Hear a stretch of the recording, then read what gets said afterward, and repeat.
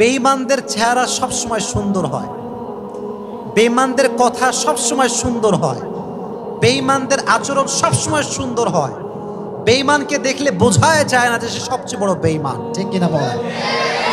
অতএব যতদিন বেঁচে আছি বেঈমানের পাল্লায় পড়া যাবে না। যদি বেঈমানের পাল্লায় পড়েন দুনিয়াও শেষ, আখিরাতও শেষ। তো আপনার লাশ যখন দাফন করা হবে, কবর থেকে যখন রেখে আপনাকে সবাই চলে যাবে, দুইজন ফেরেশতা আপনার কাছে আসবে। কয়জন ফেরেশতা? মুনকার নাকি? ফার্স্ট কোয়েশ্চেন হবে আপনার জন্য, মার রব্বুক, তোমার রব কে? বলেন তো আমাদের রব কে? আরো জোরে বলেন, রব কে? দুই নাম্বার প্রশ্ন, ওয়ামান নবিয়্যুক, তোমার নবী কে? বলেন মুহাম্মাদুর রাসূলুল্লাহ সাল্লাল্লাহু আলাইহি ওয়াসাল্লাম। থার্ড কোয়েশ্চেন হবে কি জানেন? ওয়ামা দীনুক, তোমার ধর্মের নাম কি? তিনটা জবাব যে দিবে তার কি আর কোনো টেনশন আছে? তার কি আর কোনো চিন্তা আছে? শুরু হয়ে যাচ্ছে আমাদের পরকালের জগৎ। একটা কথা মাথায় রাখবেন, পরকালের কথা আসলেই তিনটা জিনিস মাথায় রাখতে হবে। কয়টা? ওয়াজ কিন্তু একদম সাজানো গোছানো কথা, আমি বাড়তি কোনো কথা আমাদেরকে বলবো না ইনশাআল্লাহ। বলেন, পরকালের জীবনের কথা বলতে গেলে কয়টা বিষয় মাথায় আসে? তিনটা। এক হচ্ছে বিলিভ ইন রেজারেকশন। রেজারেকশনস মিন আমাদেরকে আল্লাহর সামনে দাঁড়াতে হবে, আবার জীবিত হতে হবে। মরে গেলেই জীবনটা শেষ নয়, তারপরেও আর একটা জীবন। যুবক ভাইয়েরা, মুরব্বী আব্বা জানেরা, আছে না নাই? পুনরুত্থানে বিশ্বাস করতে হবে, নাম্বার ওয়ান। দুই নাম্বার বিষয় হচ্ছে বিলিভ ইন জাজমেন্ট। আল্লাহর সামনে যে হিসাব দিতে হবে আমলের, আল্লাহর সামনে যে দাঁড়াতে হবে আমল নিয়ে, এটারও একটা বিশ্বাস রাখার দরকার, আছে না নাই? সর্বশেষ পার্টটা হচ্ছে প্যারাডাইস অ্যান্ড হেলফায়ার। আখিরাতে অপশন দুইটা, হয় জান্নাতি হবেন না হয়, বলেন, হয় জান্নাতি হবেন না হয়, এর বাহিরে কোনো অপশন নাই। দুনিয়াতে আমাদের লাইফটা কখনো সুখ, কখনো দুঃখ, অথবা কখনো সুখ দুঃখ, দুটার মাঝামাঝি হয়। কিন্তু আখিরাতে কোনো চান্স নাই, হয় জান্নাতি না হয় জাহান্নামী। তাহলে কয়টা বিষয় জানলাম? আমি প্রশ্ন করছি, আমাকে উত্তর করেন। এক হচ্ছে পুনরুত্থানে বিশ্বাস, দাঁড়াতে হবে, এক নাম্বার। দুই নাম্বার কি বলেছিলাম? হিসাব দিতে হবে। কি দিতে হবে? তিন, হিসাব হওয়ার পরে হয়তো জান্নাত নয়তো, হয়তো জান্নাত নয়তো। এবার আসেন প্রথম বিষয়টা হাইলাইট করি। পৃথিবীতে আল্লাহ তাআলা দুই ধরনের মানুষ রেখেছেন। নাম্বার ওয়ান হচ্ছে বিলিভার্স পিপল, নাম্বার টু হচ্ছে ডিনায়ার পিপল। একটা হচ্ছে ইমানদার আর একটা হচ্ছে বেঈমান। যারা ইমানদার তারা বিশ্বাস করে যে আল্লাহর সামনে দাঁড়াতে হবে, মরে গেলে আবার দাঁড়াতে হবে, উঠতে হবে। এই বিশ্বাস আমাদের মাঝে আছে না নাই? আছে। আমরা হলাম মুসলমান। আর কিছু আছে কাফের, তারা বলেছে না, খাও পিও মজে করো, মরনে কে বাদ কোই জিন্দগি নেই, এটাই শেষ, মরে গেলে আর উঠে যাবে না, শেষ। তারা বলে কি দেখেন, কোরআন বলছে وقال الذين كفروا أئذا كنا ترابا وآباؤنا أئنا لمخرجون। কাফেররা প্রশ্ন করছে আমাদের নবী, হে মুসলমানদের নবী, তুমি যদি সত্যি নবী হয়ে থাকো তাহলে আমাদেরকে জবাব দাও, আমরা যখন মরে ভূত হয়ে যাব, আমাদের 14 গোষ্ঠী যখন মরে ভূত হয়ে যাবে, তখন কি আদৌ সম্ভব যে আল্লাহ আমাদেরকে আবার জীবিত করবেন? এটা কেমন করে সম্ভব? এটা হতে পারে না। এর কারণ, আচ্ছা বলেন তো আলীগঞ্জের ভাইরা, কবর থেকে কোনো লাশ উঠে চলে এসেছে, বাসায় কথা বলেছে এসে, এরকম কখনো হয়েছে? হয় নাই। তারা বলে, is it really possible that Allah will resurrect us again? এটা কেমনে সম্ভব? মরে গেলে সব শেষ, দ্য ম্যাটার ইজ ক্লোজ, আমরা আবার কেমনে উঠবো? আল্লাহ তিনটা জবাব দিয়েছে। কয়টা জবাব? এক, আল্লাহ বলছেন, নবী হে বলে দেন, কুলিল্লাহু ইউহয়িকুম সুম্মা ইউমীতুকুম সুম্মা ইয়াজমাউকুম ইলা ইয়াউমিল কিয়ামাহ লা রাইবা ফীহি ওয়ালাকিন্না আকসারান নাসি লা ইয়ালামুন। আল্লাহ বলছেন, নবী বলেন, জীবন দিয়েছে কে? বলেন না, জীবন দিয়েছে কে? মরণ দিবে কে? আল্লাহ বলছে, আমি জীবন দিয়েছি, আমি মৃত্যু দিলাম, আবার আমি আল্লাহ তাআলা নিজেই কিয়ামতের ময়দানে সবাইকে ছোট্ট একটা ফুৎকার যেটা হবে ভয়ঙ্কর, ট্রাম্পিট, সাইলেন্ট, বিশাল বড় একটা আওয়াজের মাধ্যমে একটা আওয়াজ হবে, পৃথিবীর সমস্ত মানুষ আবার আল্লাহর সামনে জীবিত হয়ে দাঁড়িয়ে যাবে। এটা হচ্ছে দাঁড়াতে হবে, অবিশ্বাসের কিছু নাই। 2 নাম্বার জবাব দেখেন আল্লাহ কত সুন্দর জবাব দিচ্ছেন। আচ্ছা মনে করেন আপনি একটা অফিসে চাকরি করেন, আপনার অফিসের যিনি বস তিনি কোটি টাকার মালিক। কত টাকার মালিক বলেন? কত টাকার মালিক? কোটি টাকার মালিক। তো আপনার মালিকের কাছে যেহেতু কোটি টাকা আছে, আপনি গিয়ে যদি বলেন স্যার আমার বেতন হচ্ছে 10,000 টাকা, আমাকে 5,000 টাকা দেন, স্যার আপনি কি দিতে পারবেন না? আপনার পক্ষে কি দেওয়া সম্ভব না? স্যার বলবে আরে পাগলা, আমি তো কোটি টাকার মালিক, তোমাকে চাকরি দিয়েছি আমি, পুরো কোম্পানি চালাই আমি, পুরো কোম্পানির মালিক হচ্ছি আমি, যেখানে আমি কোটি টাকা বেতন দেই সেখানে তো 5,000 টাকা কোনো বিষয় আমার কাছে না, ঠিক কিনা বলেন? আল্লাহ বলছেন কি দেখেন, হাল আতা আলাল ইনসানি হিনুম মিনাদ দাহর লাম ইয়াকুন শাইআন মাযকুরা। মানুষ কি সেই সময়ের কথা স্মরণ করতে পারে না? when he was nothing to mention, যখন সে উল্লেখ করার মতো কিছুই ছিল না। আজকে আমি অনেক বড় লম্বা চেহারা সুন্দর, এক সময় আমি ছোট্ট একটা নাপাক পানি ছিলাম, ঠিক কিনা বলেন যুবক ভাই? এই ছোট্ট নাপাক পানিকে স্টেপ বাই স্টেপ প্রথমে আল্লাহ দিলেন নাপাক পানি, তারপরে করলেন রক্তপিণ্ড, তারপরে করলেন গোশতপিণ্ড, আল্লাহ হাড্ডি দিলেন, স্ট্রাকচার দিলেন, রুহের ফুৎকার দিলেন, আমার ভেতরে হার্ট শুরু হয়ে গেল, ধুক ধুক ধুক, আমাকে জীবন দিল একজন, আওয়াজ দিয়ে বলেন তিনি কে? তো আল্লাহ বলছে আমি যদি তোকে তোর সামান্য নাপাক পানির থেকে জীবন দিতে পারি, মৃত্যুর পরে কি আমি আল্লাহ আবার তোকে উঠাতে পারি কি পারি না? 2 নাম্বার জবাব শেষ। 3 নাম্বার জবাব দেখেন, আল্লাহ লজিক দিচ্ছেন। লজিক, লজিক বোঝেন? লজিক মানে হচ্ছে যুক্তি। লজিক মানে কি? যুক্তি। আল্লাহ বলছে কি সুন্দর কথা দেখেন, আমি তাফসীর করছি, কথাগুলো ভালো করে বুঝবেন। আচ্ছা আমাদের মাথার উপরে একদম উপরে ওইটা কি আছে বলেন তো? আসমান। আল্লাহ বলছেন আচ্ছা বান্দা বল তো, আনতুম আশাদ্দু খালকান আমিস সামাউ বানাহা। আল্লাহ বলছে আসমান বড় না মানুষ বড়? বলেন দেখি। বুঝি নাই, বুঝি নাই। মানুষ বড় না আসমান বড়? জমিন বড় না মানুষ বড়? মাশাআল্লাহ, জমিন বড়, আসমান বড়। আল্লাহ বলছে আচ্ছা বল তো, আসমান সৃষ্টি করা কি কঠিন না তোকে সৃষ্টি করা কঠিন? বান্দা বলছে আল্লাহ আসমান তো অনেক বড়, হিসাবে তো আসমান সৃষ্টি করা কঠিন হওয়ার কথা। আল্লাহ বলছে আমি যদি আসমানকে সৃষ্টি করতে পারি আবার ধ্বংস করতে পারি, তাহলে সে আল্লাহকে তোকে জীবন দিতে পারে কি পারে না? তাহলে বোঝা গেল উঠতে একদিন হবে, একত্রিত হওয়া লাগবে। এখানে কোনো হিসাব কিংবা আমাদের এখানে কোনো প্রকার দ্বিধাদ্বন্দ্ব বা যুক্তি দেওয়া বা অস্বীকার করার কোনো ওয়ে আমাদের কাছে আর থাকতে পারে। তাহলে বোঝা গেল আল্লাহর সামনে দাঁড়াতে হবে, 1 নাম্বার। এবার আসেন আমাদের একটা গুরুত্বপূর্ণ কথা, এবং এখানে আপনাদের অনেক কথা আপনারা পেয়ে যাবেন। তাকবীর দেন লিল্লাহি তাকবীর, আবার দেন লিল্লাহি তাকবীর। আমরা সবাই আল্লাহর সামনে দাঁড়িয়ে গিয়েছি। এখানে মনে হয় বেশি যুবক এসেছো তোমরা, বেশিরভাগই যুবক, মাশাআল্লাহ। সবাই আল্লাহর সামনে দাঁড়িয়ে গিয়েছি কেন? হিসাব দিতে হবে। 2 নাম্বার স্টেপ কি ছিল? হিসাব। মিজান দেওয়া হবে, মিজান, হিসাবের পাল্লা দেওয়া হবে। এটা এক বড় মারাত্মক সময়, কোনো কিছু ছাড় দেওয়া হবে না। ফামান ইয়ামাল মিসকালা যাররাতিন খায়রান ইয়ারা ওয়া মান ইয়ামাল মিসকালা যাররাতিন শাররান ইয়ারা। শস্য দানা পরিমাণ যদি কেউ আমল করে থাকে, সে আমলটাও সেই দিন ভারীতে ওজন হয়ে যাবে। সুবহানাল্লাহ পড়লেন না? আমল নামা ওজন দেওয়া হবে। যারা আমল নামা ভারী হয়ে যাবে, একটা ঘোষণা দেওয়া হবে, ফুলান ইবনু ফুলান, অমুকের ছেলে অমুক, কনগ্রাচুলেশন, সুস্বাগতম। কেন সুস্বাগতম? বলে আল্লাহর জান্নাত তোমার জন্য আজকে অবধারিত হয়ে গিয়েছে। সুবহানাল্লাহ। আমি জাস্ট একটু আপনাদেরকে অভিনয় করে দেখাচ্ছি। অভিনয় বলছেন? অভিনয় হাদিস থেকে বলছি। আচ্ছা মনে করেন আমি একজন এসএসসি পরীক্ষার্থী, এসএসসি এক্সাম দিব, এক্সাম দিয়ে ফেলেছি।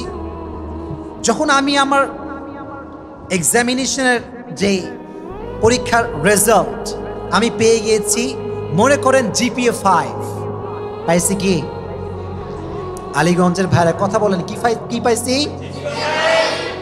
আমি কি দুঃখ পাবো না খুশি হব? আমি বলবো ফেসবুকে, আরে আমি তো পাস হয়ে গিয়েছি, জিপিএ 5 পেয়ে গিয়েছি, কাগজ নিয়ে সবাইকে দেখাবো, ভাই I got GPA 5, do you know that আমি জিপিএ 5 পাইছি ভাই, জানেন?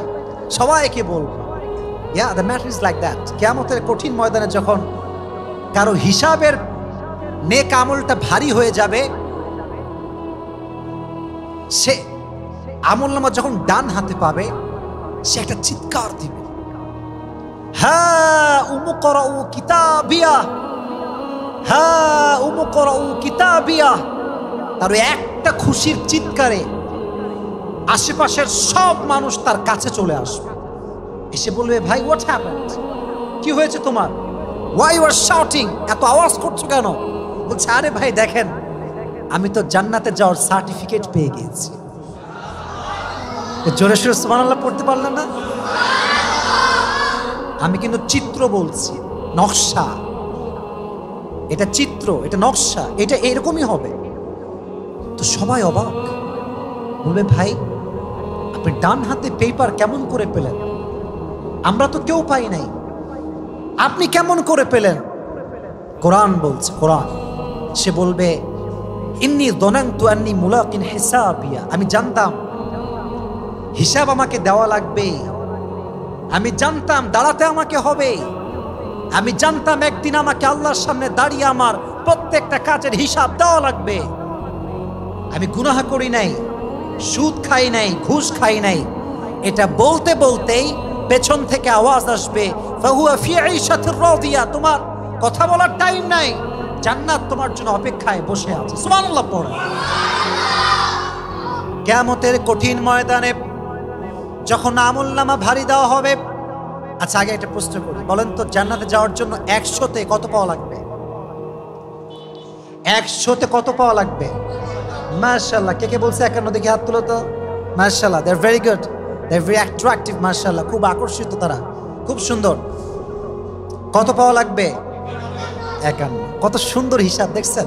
মনে করেন এটা আমার আমলনামা, এটা হচ্ছে দাড়িপাল্লার এক পাশ, এটা হচ্ছে আর এক পাশ। আমলনামা ভারী দেওয়া হয়েছে, এটাও 50, এটাও 50। হুট করে যদি একটু এইটা বেড়ে যায়, যদি 51 হয়ে যায়, আল্লাহ বলছে, বান্দা আমি থানার কোনো ওসি না, আমি কোনো ডিসিএসপি না, আমি যেহেতু রহমান, আমার হিসাবটা ওই সিস্টেমে।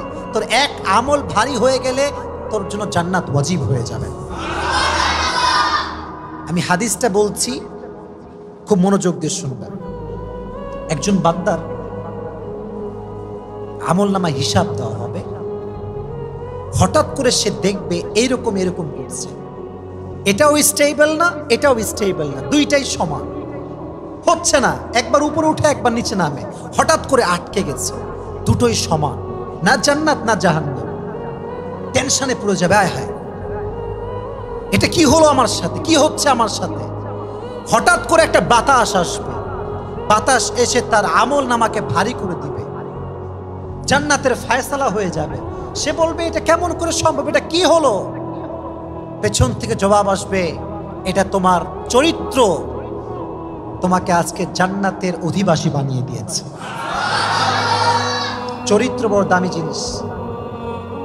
আমরা মনে করি নামাজটাই ইসলাম, দাড়ি ইসলাম, জুব্বা পড়লে ইসলাম। নো নো নো নো, চরিত্র যার ভালো তার সব কিছু ভালো। আর একজন মানুষের চরিত্র জাস্টিফাই করার সবচাইতে বড় মাধ্যম হচ্ছে তার বউ। বড় মাধ্যমটা কি বলেন তো ভাইয়েরা? বউ, ওয়াইফ। নাকি ওয়াইফ মানেও বোঝেন না আপনারা? বউ, যার বউ বলবে, yeah my husband is good person, yeah he is really good person. আর যদি বউ বলে এটা বদমাইশ, টাটকা লুচ্চা, এটা সবাই বলবে এটা লুচ্চা, এটা ঠিক কিনা বলেন যুবক ভাইয়েরা? এটা আমার কথা না, এটা হাদিসের কথা। হাদিসে এসেছে, যদি কোনো বান্দার জান্নাতে যাওয়ার সব ওকে, আমল নামাও ভারী, ইখলাস আছে, ঈমান আছে, সব আছে, বাট তার ওয়াইফ যদি বলে আল্লাহ তার ব্যবহার ভালো ছিল না, তার জান্নাত হারাম। হাদিস থেকে বলছে। এই জন্য যুবক ভাইয়ারা, স্ত্রীর কাছে ভালো হতে চাইলে চরিত্রবান যুবক হওয়ার দরকারটা আছে না নাই? ভালো চরিত্র আপনাকে বাঁচাই দেবে। এটা একটা হাদিস। আর একটা হাদিস, এটা আরো সুন্দর। এটা শোনার আগে সবাই পড়েন সুবহানাল্লাহ। কিয়ামতের কঠিন ময়দানে একজন বান্দার আমল এবং গুনাহ দুইটা বরাবর হবে। গুনাহও 50, আমলও 50 হয়ে যাবে। তার জন্য জান্নাতের ফয়সালা হবে না। সবার কাছে দৌড়াতে শুরু করবে। বাবার কাছে যাবে, মায়ের কাছে যাবে, সবাই বলবে না না না না, আব্বা একটা আমল লাগবে, আব্বা একটা আমল হলে আমি I will enter in the paradise, just give me on this, একটা আমল লাগবে। আব্বা বলবে সরি মাই সান, আমি পারবো না। মা তুমি দাও একটা আমল হলেই আমি জান্নাতি। মা বলবেন না, হবে না। সেই বান্দা শেষমেশ তার স্ত্রীর কাছে আসবে। স্ত্রীও বলবেন নো, অসম্ভব, আমি তো আমার কষ্টে বাঁচি না, তোমাকে আমি কেমন করে আমল দেব? আপনারা কি মাওলানা তারিক জামিলের নাম শুনেছেন? পাকিস্তানের ওনার বাসা। দেখবেন যুবক ভাইয়েরা, উনি অলওয়েজ সাদা পাগড়ি পরে এবং তার বাসা হচ্ছে পাকিস্তানে। তার নাম হচ্ছে মাওলানা তারিক জামিল। যারা আমরা ইসলামিক ওয়াজ শুনি, লেকচার শুনি, আমরা তারিক জামিলকে সবাই চিনি, হয়তো নামে কিংবা ফেসে। তো উনি বলছিলেন যে কিয়ামতের দিনে এরকম একটা যুবক দৌড়াবে, সবার কাছে যাবে, সবাই বলবে নো নো নো, পারবো না দিতে। তো একজন বলবে ভাই আপনার কি হয়েছে, আপনি এত টেনশনে আছেন কেন? বলবে ভাই শুধুমাত্র একটা আমল লাগবে, এইটা হলেই জান্নাত। সুবহানাল্লাহ পড়লেন না? তো তারিক জামিল বললেন যে এই যে যুবকটা যে প্রশ্ন করলো, বললো ভাই যে টেंशन की कोई बात नहीं, मैं तुम्हें अमल दे दूंगा, मेरे पास एक अमल है, আমার কাছে একটা আছে, আমি তোমাকে একটা দিব। তো এই যুবক বলবে আর ইউ মেন্টালি সিক, মাথা খারাপ তোমার? আজকে আমার বাপ আমাকে আমল দেয় নাই, মা দেয় নাই, ভাই দেয় নাই, বউ দেয় নাই, সবাই আমাকে অস্বীকার করেছে, তুমি কেন দিবা? তো সে বলবে ভাই মেরে পাস তো এক ही है, ये होना भी बराबर है, ना होना भी बराबर है, কোনো পার্থক্য পড়ে না, আমার হলেও কি না হলেও কি। তো আমি ভাবছি যে তোমার যে উপকার হয় তাতে ক্ষতি কোথায়? তো সে তাকে নিয়ে দৌড় দিবে আল্লাহর কাছে। আল্লাহ আমি আমার আমল পেয়ে গিয়েছি, আমার আমল নামা এখন 50-50 নয়, এটা এখন 51 হয়ে যাবে। আল্লাহ বলবে তুই একটা আমল পাইলি কোথায়? তখন সে বলবে আল্লাহ আমার একজন ভাই আমাকে আজকে একটা আমল দিয়েছে। তো বলবে সে কে, ডেকে নিয়ে আসো। তাকে ডাকা হবে। বলবে এই তুমি একটা আমল কেন দিয়েছো? আজকে ভাই দেয় নাই, বাবা দেয় নাই, মা দেয় নাই, ছেলে দেয় নাই, বউ দেয় নাই, কেউ দেয় না, তুমি কেন দিয়েছো?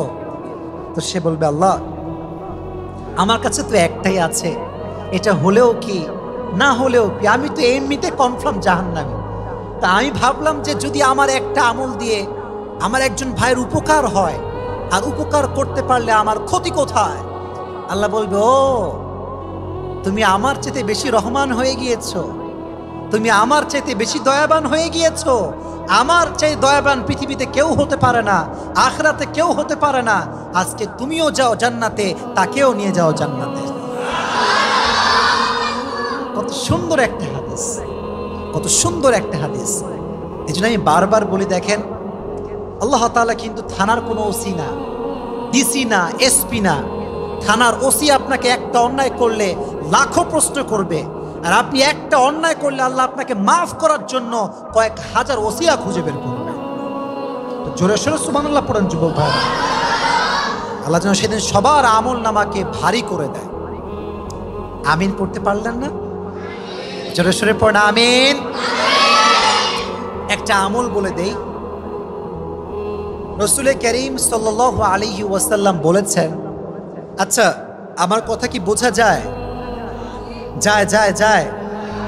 নবীজি বলেছেন যেই বান্দা গোপনে দান করে, এমন ভাবে যায় যে তার ডান হাত দিলে বাম হাত জানে না, বাম হাত দিলে ডান হাত জানে না। আল্লাহ রাব্বুল আলামিন এই দানটাকে আস্তে আস্তে পেলে পুষে বড় করেন। যেমন আমরা কুরবানির পশু কিনে আস্তে আস্তে পেলে পুষে বড় করি, আল্লাহ এটাকে আস্তে আস্তে পেলে পুষে বড় করেন। যেই দিন কিয়ামতের দিনে বান্দার আমল নামা হালকা হয়ে যায়, আল্লাহ ওই গোপন দানটাকে লক্ষ কোটি গুণ বাড়িয়ে বাড়িয়ে তার আমল নামায় দেওয়ার সঙ্গে সঙ্গে ভারী হয়ে যায়। আল্লাহ তাকে জান্নাতুল ফেরদাউস নসিব করে দেয়। গোপনে দান করবেন তো ইনশাআল্লাহ। আর একটা কথা, that is my last point. কিয়ামতের দিন মাশাআল্লাহ আমরা এখানে অনেক মানুষ আছে, এভাবেই আমরা থাকি, কিন্তু জানেন কি, দেহে কোনো পোশাক থাকবে না। Nobody belong the dress in that day. জামা নাই, কাপড় নাই, কিচ্ছু নাই, উলঙ্গ থাকবে সবাই। কিন্তু অবাক করা বিষয় আমি বলি আপনাদের সবাইকে, আলীগঞ্জের ভাইয়েরা, আল্লাহ হঠাৎ করে বলবেন, এই তুমি, এই তুমি, এই তুমি, সাইড হও, সাইড, সাইড, সাইড। আল্লাহ কয়েকজনকে সাইড দাঁড় করাবেন, সাইড, একদম সাইডে। সবাই আছে এক সাইডে, তারা থাকবে আর এক সাইডে। তারা ভয় পেয়ে যাবে, আল্লাহ আমরা সবার থেকে বের হলাম কেন? আমরা কি সবার আগে জাহান্নামে যাব? আল্লাহ বলবে না, ইন্নামা ইউওয়াফাস সাবিরুনা আজরাহুম বিগাইরি হিসাব। আল্লাহ বলবেন, যেহেতু তোমরা ধৈর্যশীল ছিলে, আজকে তোমাদের কোনো হিসাব হবে না, বিনা হিসাবে জান্নাতে যাও। এটা কোরআনের আয়াত, কোরআনের আয়াত এইটা। আজকে দেখেন আমরা ফ্যামিলিতে কি হয়, একটু অভাব আসলে বাঙালি বড় বেঈমান, একটু অভাব আসলেই বলে, আরে জীবনে কি পাইলাম, আল্লাহ আমার কিছুই দেয় নাই। এরকম মানুষ বাংলাদেশে আছে না নাই? বিশেষ করে আমার বোনেরা, আমি আপনাদের বিপক্ষের লোক না, তবে আমি একটা কথা বলি, যদি জাহান্নামের সংখ্যা বেশি হয়, নারীদের সংখ্যা বেশি হবে। ঠিক আছে কিনা কথাটা যুবক ভাই? কারণ নারীরা অনেক বেশি নাশুকরি করে, সারাটা জীবন স্বামী খাওয়ায়, একদিন কম হয়ে গেলে কি বলে জানেন? তুমনে মুঝে আজ তক ক্যা ক্যা দিয়া, কুছ ভি नहीं दिया। এরকম মেয়ে বাংলাদেশে আছে না নাই বলেন? বলছেন এটা করবেন না। যে যত শুকরিয়া করে, ধৈর্য ধারণ করে, তার পরিবারে বরকত দান করে, একজন আওয়াজ দিয়ে বলেন তিনি কে? নবীজির একজন মেয়ে ছিলেন, কলিজার টুকরা মেয়ে, যাকে আমরা আদর্শ হিসেবে মানি। মেয়েটার নাম কি বলতে পারবেন? ফাতেমা। বলেন নামটা কি ছিল? মাশাআল্লাহ। ফাতেমার স্বামীর নাম কি ছিল? হচ্ছে ফাতেমার স্বামীর নাম কি ছিল?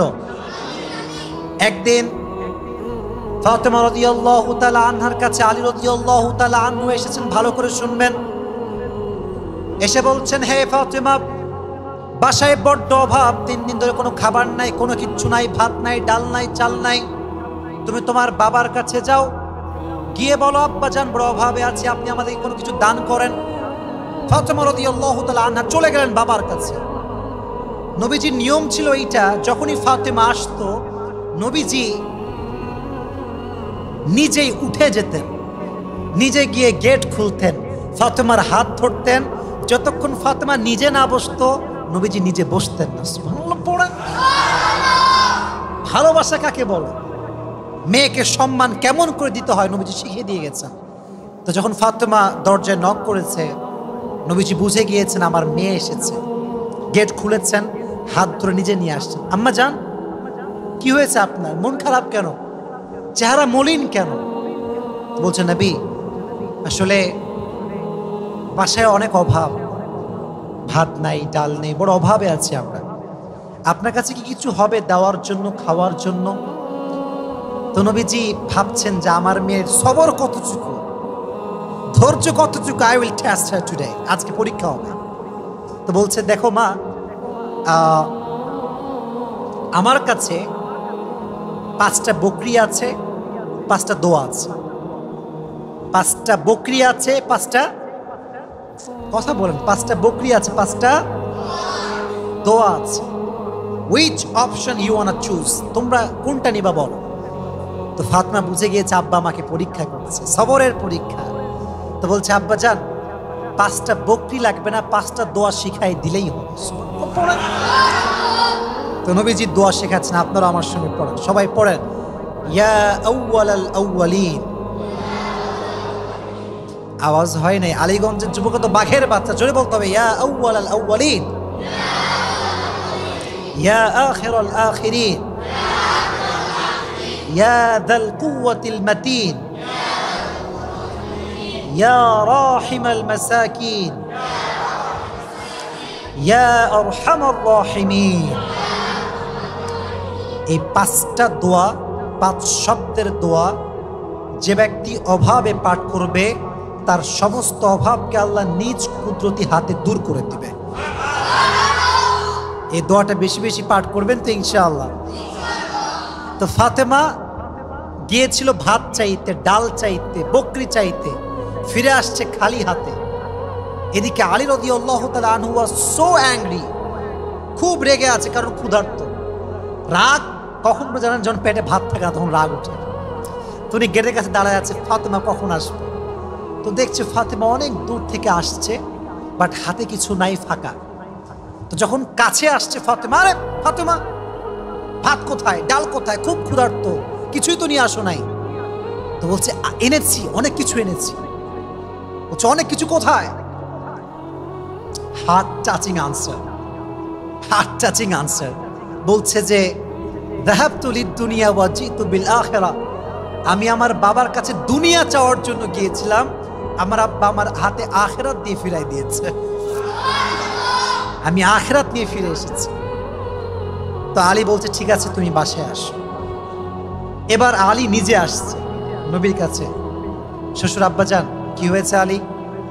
বলছে যদি আপনি কিছু দিতেন অনেক মেহেরবানি হতো, বাসায় কিছু নেই। নবীজি আবার পরীক্ষা, সবরের পরীক্ষা। বলছে আলী এবার পাঁচটা বকরি না। নবীজি বলছেন আলী আমার কাছে 5000 বকরি আছে আর 5টা দোয়া আছে, which option you want to choose, তুমি কোনটা নিবা বলো। আলীও বুঝে গিয়েছে আজকে আমার জামাই হিসেবে আমার শ্বশুর আমাকে পরীক্ষা করছে। বলছে নবী আমার 5000 বকরি লাগবে না, 5টা দোয়া শিখাই দিলে আমি আলী খুশি হয়ে যাবো। সুবহানাল্লাহ।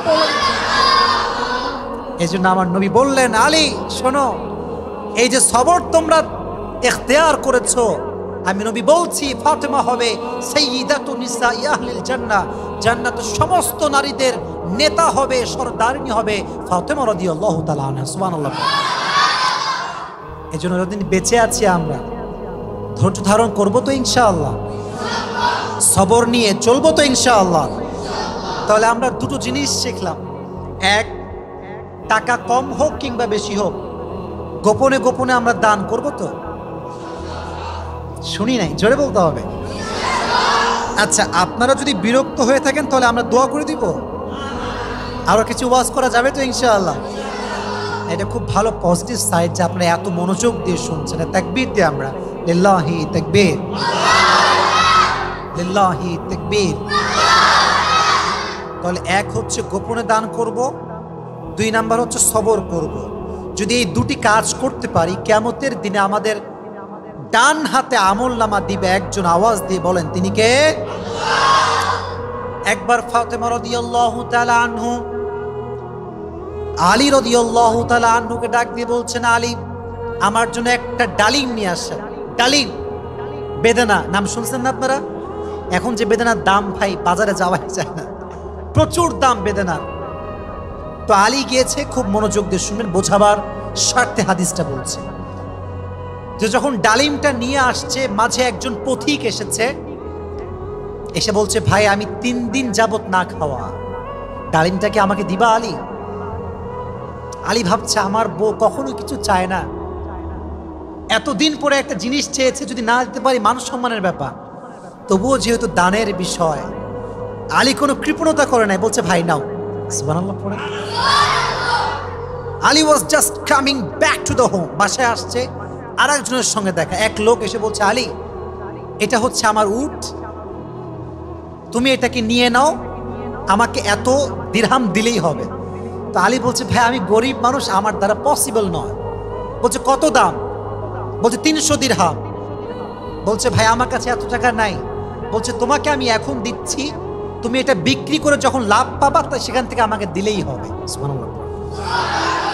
তো সে জিনিসটা নিয়েছে, আবার রাস্তায় উটটা নিয়ে আসছে, আর একজনের সঙ্গে দেখা। বলছে ভাই এটার দাম কত নেবেন? বলছে আপনিই বলেন। বলছে এটার দাম আমি আপনাকে 600 দিরহাম দিব। কত দিরহাম? তো 600 দিরহাম দিয়ে বিক্রি করে দিয়েছে।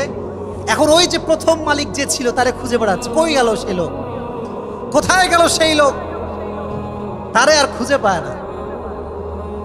তো এখন না খুঁজে পেয়ে বাসায় ফিরে আসছে। বাসায় এসে দেখছে ফাতেমাও বসে আছে, নবীও বসে আছে। তো আলী বলছে, নবী আপনি হঠাৎ আমার ঘরে? বলছে, আলী বাজারে কি হয়েছে নাকি তুমি বলবা না আমি বলবো? বলছে, নবী আপনি কেমন করে জানেন কি হয়েছে? বলছে, আলী তুমি যে আল্লাহর রাস্তায় একটা ডালিম দান করেছো অভাবী অবস্থায়, আল্লাহর এটা এত পছন্দ হয়েছে, ভালো করে শোনো, তুমি যে প্রথমে উটটা কিনেছিলা, এটা তোমাকে যে দিয়েছে এটা সাধারণ কোনো মানুষ নয়, সে হচ্ছে জিবরাইল আলাইহিস সালাতু ওয়াস সালাম। তাহলে বোঝা গেল এই যে আমরা দান করি, দানের ভেতরে আল্লাহর একটা সহযোগিতা, একটা স্টেবিলাইজ করা, বাড়ায় দেওয়া, এটা আছে না নাই? আমরা দান করব, যতটুকু আছে ততটুকু চেষ্টা করব। রাজি আছেন তো ইনশাআল্লাহ? আর এক জায়গায় এসেছে এইরকম যে যখন ডালিমটা দিয়ে বাসায় ফিরে এসেছে, বাসায় ফিরে আসার পরে একজন সাহাবী এসে দরজা নক করেছে, এসে বলছে যে আলী তোমার জন্য নবীজি হাদিয়া পাঠিয়েছেন। কি পাঠিয়েছেন? হাদিয়া। বলছে, কি হাদিয়া? বলছে, 9টা ডালিম পাঠিয়েছে। তো আলী বলছে, না এটা আমার হাদিয়া না। বলছে, মানে? আরে আমি বলছি তোমার হাদিয়া। এটা বলছে, না এটা আমার হাদিয়া না। বলছে, কেন তোমার হাদিয়া না? এটা বলবা তো আগে। তো বলছে, আল্লাহ নিজেই বলেছেন, মান জাআ বিল হাসানাতি ফালাহু আশরু আমসালিহা, যে আল্লাহর রাস্তায় 1 গুণ দান করে আল্লাহ তার 10 গুণ বাড়ায় দেয়। সেই হিসেবে আমার 10টা ডালিম হওয়ার কথা। বলছে, ভাই রাসূল 10টাই দিয়েছে, আমি একটা লুকায় রেখেছিলাম। সুবহানাল্লাহ। তাহলে বোঝা গেল দান করলে বাড়িয়ে দেয় একজন, আওয়াজ দিয়ে বলেন তিনি কে? বলে পরকালে যদি আমরা আমল নামাকে ভারী করতে চাই, দান করার দরকারটা যুবক ভাইয়েরা, মুরব্বী আব্বাজানরা আছে না নাই? আল্লাহ আমাদের সবাইকে বেশি বেশি দান করার তৌফিক দান করুন, সকলেই পড়া আমিন। আর একটা মারাত্মক বড় বিষয় আমি বলতে চাই, যুবক ভাইয়েরা ভালো করে শুনবেন। আপনি অনেক বড় ইমানদার, আপনি মসজিদের সভাপতি, ইমাম সাহেব, জুব্বাওয়ালা, টুপিওয়ালা, দাড়িওয়ালা, millions of young people you have as a followers, অনেক যুবক আপনাকে ফলো করে। বাট মাথায় রাখবেন, যেই মানুষকে কষ্ট দেয়, পরকালে তার সমস্ত আযাব মাফ হলেও কিন্তু এই আযাবটা মাফ হবে না। ঠিক কিনা? এটা মানুষের হক। আল্লাহর হক, নামাজ পড়েন নাই আল্লাহ মাফ করতে পারে, রোজা রাখেন নাই আল্লাহ মাফ করতে পারে, বাট যদি আপনি কারো হক নষ্ট করে থাকেন, আল্লাহ কখনো এটা মাফ করতে পারে? আচ্ছা আমি একটা কথা বলি, আপনারা রাগটা করবেন নাকি যুবক ভাইয়েরা? এই বর্তমান সোসাইটিতে মানুষ যে মানুষকে কষ্ট দেয়, বেঈমানি করে, ধোঁকাবাজি করে, এরকম তো নাই ভাই। আরে নাই তো ভাই, আছে না নাই? যুবকদের কথাই বলি, দেখবেন যে এক একজন যুবক 3-4টা একাই প্রেম করে, এরকম যুবকও বাংলাদেশে আছে। আচ্ছা এই যে তুমি একটা মেয়ের সঙ্গে প্রেম করছো, আরো 3টার সঙ্গে প্রেম করছো, বিয়ে তো করবে একটাই, তাহলে বাটপারি করার কি দরকার? ঠিক না যুবক ভাইরা বলো? এই যে আমরা ধোঁকাবাজি করছি, এটা বড় সেন্সিটিভ। আমি জানি বললে আপনারা বলবেন যে হুজুর এই কথা আপনি কেন বলছেন? হ্যাঁ মারাত্মক এটা বিষয়। আপনি ভাবছেন ইটস নাথিং, বাট আপনার সমস্ত আমল ধ্বংস করে দেবে।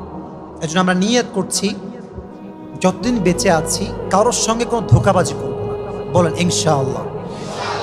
কারোর সাথে কোনো বেঈমানি করব না, বলেন ইনশাআল্লাহ। মানুষের সঙ্গে ধোঁকাবাজি করে, বেঈমানি করে আপনি দুনিয়াতে সামান্য সামনে আগাতেও পারেন, বাট কিয়ামতের কঠিন ময়দানে আপনি সবচাইতে পেছনে থাকবেন। ঠিক না বলেন? ধোঁকাবাজি করে দুনিয়াতে সামনে আগানো যেতে পারে সাময়িকের জন্য, বাট পরকালে আগানো যায় না। আল্লাহর সামনে হিসাবের কাঠ করে দাঁড়িয়ে থাকা যায় না। আল্লাহ আমাদের সবাইকে ধোঁকাবাজির থেকে হেফাজত করুন, সকলেই পড়া আমিন। তাহলে আমরা বলেছিলাম 3টা স্টেপ। এক হচ্ছে দাঁড়াতে হবে, আবার জীবিত হতে হবে। 2 নাম্বার বলেছিলাম মিজানে হিসাবের পাল্লা আছে না নাই? আর 3 নাম্বার কি বলেছিলাম, কে বলতে পারে? জান্নাত বা জাহান্নাম। মাশাআল্লাহ একজন পাওয়া গিয়েছে। 3 নাম্বারে কি ছিল? শুনি না, সবাইকে বলতে হবে। 3 নাম্বারে কি ছিল? এটা হচ্ছে লাস্ট কথা।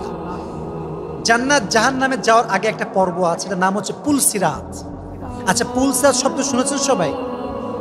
শুনেছেন সবাই? এটা হচ্ছে ইটস লাইক এ ব্রিজ, এটা হচ্ছে ব্রিজের মতো। এই ব্রিজটা কেমন হবে জানেন? চুলের থেকে পাতলা, চাকুর চাইতে বেশি ধার হবে। যেই বান্দার আমল নামা সুন্দর হবে সেই বান্দা এই পুলসিরাতকে বিদ্যুতের গতিতে, অন্য হাদিসে আসছে বাতাসের গতিতে পার হয়ে যাবে। আর যার আমল নামা ভারী হবে না, যার আমল নামা সুন্দর হবে না, সে জাস্ট ওই ধারালো ব্রিজে পা রাখার সঙ্গে সঙ্গে খান খান হয়ে যাবে, টুকরো টুকরো হয়ে যাবে। নবীজি বলেছেন পুলসিরাতের নিচে থাকবে জাহান্নাম, আগুন দাও দাও দাও দাও করে জ্বলবে। যে পড়ে যাবে he will enter in the hell fire, সে হবে জাহান্নামী। আর যে পার হয়ে যাবে সে হবে জান্নাতি। সুবহানাল্লাহ। যখন কেউ পুলসিরাতে উঠবে, আমাদের এখানে আছে হার্ট, মাঝে মাঝে ভয় পেলে হার্টবিট বেড়ে যায় না? দেখবেন হঠাৎ করে আপনি বাইক চালাচ্ছেন, একটা পিচ্চি চলে আসছে, এমন একটা ব্রেক করেছেন বাইকটা উল্টে পড়তে গিয়েও পড়ে নাই, হাত দিয়ে দেখবেন হার্টবিট ধুক ধুক ধুক ধুক ধুক ধুক করছে। মানুষ ভয় পেলে অটোমেটিক্যালি তার হার্টবিট বেড়ে যায়। তো মানুষ সেখানে কাঁপতে থাকবে, পা কাঁপবে, দেহ কাঁপবে, শরীর কাঁপবে, হাত কাঁপবে। কিন্তু যার চরিত্র সুন্দর ছিল, আল্লাহ তাকে বিদ্যুতের গতিতে কিংবা বাতাসের গতিতে পুলসিরাতকে পার করে দিবে। সুবহানাল্লাহ। আল্লাহ পুলসিরাতকে সহজ করে দিক, সকলেই পড়া আমিন। তো যখন জান্নাতে আমরা প্রবেশ করেছি, আমি জাস্ট শর্টকাটে বলছি, আমাদেরকে বলা হবে উদখুলুহা বিসালামিন আমিনিন, enter in the paradise with peace and security. আসো তোমার রবের জান্নাতে শান্তি এবং নিরাপত্তার সাথে প্রবেশ করো। সুবহানাল্লাহ পড়ায়। জান্নাতে ঢুকে এক অবাক করা কাণ্ড। আমি জান্নাত নিয়ে আগে ওয়াজ করেছি, আজকে আমি কোনো কনস্ট্রাকটিভ কথা বলবো না, জাস্ট এতটুকু বলবো, যখন কোনো মানুষ জান্নাতকে জাস্ট এক পলকের জন্য দেখবে, জাস্ট এক পলক চোখ খোলা আর বন্ধ করা, ওই এক পলকে দেখে তার দুনিয়ার জীবনের যত কষ্ট ছিল, বইয়ের কষ্ট, স্বামীর কষ্ট, বাড়ির কষ্ট, বিলের কষ্ট, যত কষ্ট সে পেয়েছে, জান্নাতকে এক নজর দেখার সাথে সাথে তার সমস্ত কষ্ট সে ভুলে যাবে। How much beautiful it is, কতটা সুন্দর এটা আপনি কল্পনা করতে পারেন? আল্লাহ আমাদের সবাইকে জান্নাতে যাওয়ার তৌফিক দান করুন, সকলে পড়া আমিন। জান্নাতে সবাই যেতে পারবে না, বিশেষ করে জান্নাতে আমরা তারা যেতে পারবো না যারা আমরা হারামের সঙ্গে জড়িত আছি। জান্নাতের ভেতরে হুর আছে না নাই? যারা দুনিয়াতে নারীর সঙ্গে বেঈমানি করবে, গাদ্দারি করবে এবং হারামভাবে আমরা খারাপ কাজ যারা করব, তারা জান্নাতে গিয়ে হুর পাওয়ার কোনো সম্ভাবনা আমাদের নাই। এজন্য হারাম থেকে বাঁচার দরকার। যুবক ভাইরা আছে না নাই? এটা হচ্ছে জান্নাত, আমরা ঢুকব। আর একটা অপশন হচ্ছে কি? জাহান্নাম। জাহান্নামটা কেমন হবে? আল্লাহ বলছেন এটা হচ্ছে একটা, this is like a boat, বিশাল বড় একটা বোর্ডের মতো জায়গা। যখন জাহান্নামীদেরকে পোড়ানো হবে, তাদের যে দেহের চামড়াগুলো আছে চালিয়ে পুড়িয়ে ছারখার করে দিবে। এখন বলবেন যে হুজুর, আমি যদি মারা যাই তাহলে আমাকে আবার আল্লাহ কেমন করে শাস্তি দিবে? আল্লাহ বলছেন কুল্লামা নাদিজাত জুলুদুহুম বাদদাল্লাহুম জুলুদান গায়রাহা লিয়াযুকুল আযাব। যতবার তোমার চামড়া পুড়ে যাবে, আল্লাহ আবার নতুন চামড়া দান করবে। যতবার পুড়বে ততবার চামড়া দেওয়া হবে, until the day of judgement. জাহান্নামী বান্দাকে আল্লাহ জাহান্নামের আগুনে পুড়িয়ে পুড়িয়ে শাস্তি দিয়ে বলেন নাউজুবিল্লাহ। আল্লাহ আমাদের সবাইকে এই জাহান্নাম থেকে হেফাজত করুন, সকলেই পড়া আমিন। তাহলে আমি যা যা বলেছি জাস্ট খোলাসা বা সারাংশ বলছি। প্রথমে আমি বলেছিলাম কল্পনার জগতে আমি নিয়ে গিয়েছিলাম, এই ব্যস্ত দিন একদিন শেষ হবে, মালাকুল মওত আসবে। যদি আপনি নেক আমলওয়ালা হন, আপনাকে মকমলের কাপড়ে জড়িয়ে রেশমি রুমালের কাপড়ে জড়িয়ে সে জান্নাতের ঠিকানায় রওনা হয়ে যাবে। সুবহানাল্লাহ পড়ে। আমি বলেছিলাম পরকালের জীবন নিয়ে কথা বলতে গেলে আমাদের 3টা বিষয় মাথায় রাখতে হবে। কয়টা বিষয়? শেষ ভালো যার, সব ভালো। আপনারা জবাব দেন, কয়টা বিষয়? এক হচ্ছে বিলিভ ইন রেজারেকশন, আমাদেরকে যে আবার জীবিত হতে হবে এটা বিশ্বাস করতে হবে, 1 নাম্বার। 2 নাম্বার, আমাদেরকে যে হিসাব দিতে হবে যা যা আমরা করেছি এটাও বিশ্বাস রাখার দরকারটা যুবক ভাইয়েরা আছে না নাই? খুবই খুবই সাবধান। দেখো আমি একটু কথা বলি, আমি এসেছি আজকে, আর কবে আসবো জানি না। আমাদের প্রোগ্রাম শুরু হয়ে গেলে আমি রাজশাহী থাকি না বলতে গেলে। এই স্মার্টফোন থেকে আপনারা বাঁচবেন। আমি এটা আমার শেষ কথা, আমি চলে আসছি, আমার ওয়াজ যেহেতু শেষ, জাস্ট বলার জন্য বলছি। আমি যুবকদেরকে অনেক ভালোবাসি। দেখো যুবক ভাইয়েরা, স্মার্টফোন একজন মানুষকে সফলতার চূড়ান্ত পর্যায়ে আনতে পারে, এই স্মার্টফোন মানুষকে ধ্বংসের চূড়ান্ত পর্যায়ে পৌঁছাতে পারে। ঠিক কিনা বলো যুবকেরা? তোমার চয়েস, ডিসিশন তোমার কাছে, তুমি কি করবা। আমি তোমাদের সবাইকে একটা কথাই বলবো, দেখো সারাদিন ফেসবুকে স্ক্রল করে সময় নষ্ট করো না। সারাদিন ইউটিউব চালাচ্ছে তো চালাচ্ছে, টিকটক চালাচ্ছে তো চালাচ্ছে, ফেসবুক চলছে তো চলছে। লাইফে যেটা ড্রিম আছে, স্বপ্ন আছে, ভবিষ্যৎ আছে, they don't have any kind of realisation, কোনো রকম কোনো একটা ফিল নাই, অনুধাবন নাই। প্লিজ, আমার তো মনে হয় যদি কোনো যুবক এখন মারা যায় আজকে এই মুহূর্তে, যদি তার হিসাব করা হয়, হিসাবে আসবে তার যৌবনের 5 বছরের 2 বছর সে ফেসবুকে কাটিয়েছে। ঠিক কিনা বলেন যুবক ভাইরা? অনেক যুবক আছে এরকম। মাফ চাই, দোয়াও চাই। আমল বড় দামি জিনিস। যদি মিজানের পাল্লাকে ভারী করতে চান, আজ থেকে তওবা করে আজ থেকে আল্লাহর প্রিয় বান্দা হবেন। রাজি আছেন তো ইনশাআল্লাহ? আর সব সময় মনে মনে পড়বেন, পড়েন সুবহানাল্লাহ, সকলেই পড়েন লা ইলাহা ইল্লাল্লাহ, সকলেই পড়েন আলহামদুলিল্লাহ, সকলেই পড়েন আল্লাহু আকবার। এই 4টা জিকির আপনারা সবাই বেশি বেশি করবেন তো ইনশাআল্লাহ। আর আমি বলেছিলাম আমল না ভারী করাবার জন্য 2টি বিষয় মাথায় রাখবেন। এক হচ্ছে গোপনে, বলেন না এই তো মাশাআল্লাহ, গোপনে মাশাআল্লাহ। আর একটা হচ্ছে কিশীল হবেন, মাশাআল্লাহ, কিশীল হবেন, ধৈর্যশীল হলে আল্লাহ আপনাকে জান্নাত তো দিবেই, জান্নাত তো দিবেই, বিনা হিসাবে জান্নাত দিবে।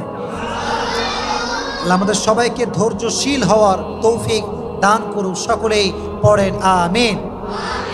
আর লাস্ট এই বিষয়ে একটা কথা বলেছিলাম বান্দার সঙ্গে কোনো ধোঁকাবাজি, বেঈমানি। খুব সুন্দর, আপনারা খুবই অ্যাক্টিভ। আসলে এটা খুবই ভালো একটা কথা যে আপনারা খুবই অ্যাক্টিভ।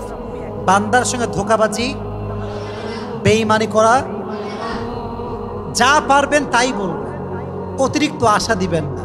আমি মনে করি দুনিয়াতে সবচাইতে জঘন্য মানুষ হচ্ছে সেই মানুষ যে মানুষকে মিথ্যা আশ্বাস দেয়, যে মানুষকে মিথ্যা ভালোবাসা দেখায়। আর যখন মানুষটা ভালোবাসায় সত্যি চলে আসে তখন সে বেঈমানি করে হাতটা ছেড়ে দেয়। এই সোসাইটি আমাদের এখানে আছে না নাই? দয়া করে বেঈমানি করুন না। রাজি আছেন তো ইনশাআল্লাহ? আলী রাদিয়াল্লাহু তাআলা আনহু বলেছেন যে মানুষ মানুষের সঙ্গে ভালোবেসে বেঈমানি করে সে মূলত বেঈমানি করে নাই, সে তাকে হত্যা করেছে। নাউজুবিল্লাহ পড়ে। আর আমাদের সবাইকে ধোঁকাবাজি এবং বেঈমানির থেকে হেফাজত করুন। সকলেই পড়েন আমিন। লাস্ট কথা বলেছিলাম জান্নাত এবং জাহান্নামে যাওয়ার আগে একটা জিনিস সবাইকে ফেস করতে হবে। নামটা কি? সিরাত, পুল সিরাত। এটার নাম কি? পুল সিরাত। যারা আমল সুন্দর হবে, যারা আমল দেখতে সুন্দর এবং ভারীতেও সুন্দর হবে, কাজ সুন্দর হবে, চরিত্র সুন্দর হবে, তাকে সহজে পুল সিরাত পার করিয়ে দিবে একজন। আওয়াজ দিয়ে বলেন তিনি কে? আল্লাহ আমাদের সকলের পুল সিরাতকে সহজ করে দিই। সকলেই পড়েন আমিন।